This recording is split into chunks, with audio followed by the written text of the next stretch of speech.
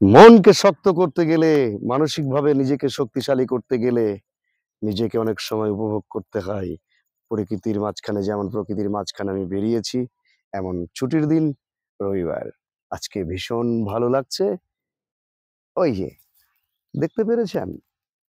সারি, সারি বক গাছের উপরে বসে আছে। আহা! কি শোভা দেখায়, কি ভালো লাগছে।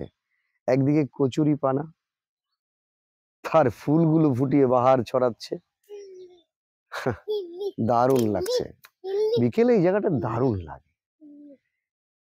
পাশে জলাশয়, ওহ দূরে রাজহাঁস চড়ছে, বেশ ভালো লাগছে। পাশের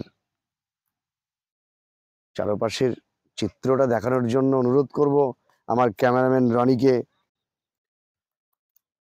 দারুণ লাগছে। বাহ! চলো, আজকে বেরিয়েছি। আসো,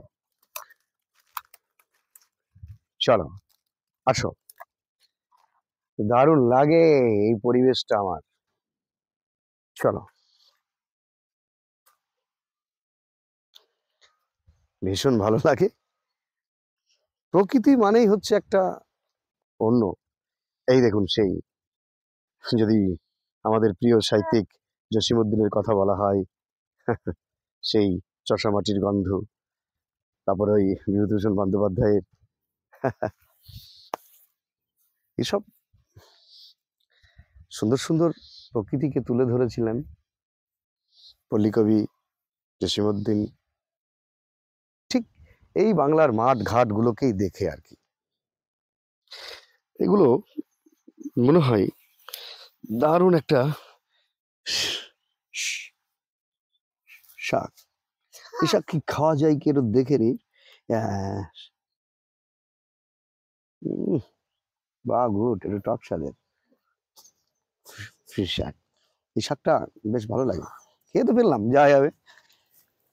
শাকগুলো কিন্তু দারুণ। ফিশ শাক, আসো। ভালো লাগছে আজকে, অনেকটা অনেকটা ভালো লেগেছে। কি ভালো লাগেনি? ভালো লেগেছে। চলো, বাহ, পাখিরা ঝগড়া করছে।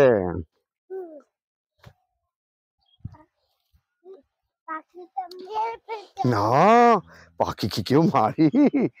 খবরদার, পাখিরা ভালো মিষ্টি গান শোনায়।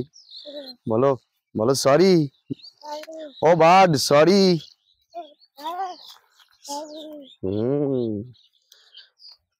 কোনদিন পাখিকে মারবা না। বাহ,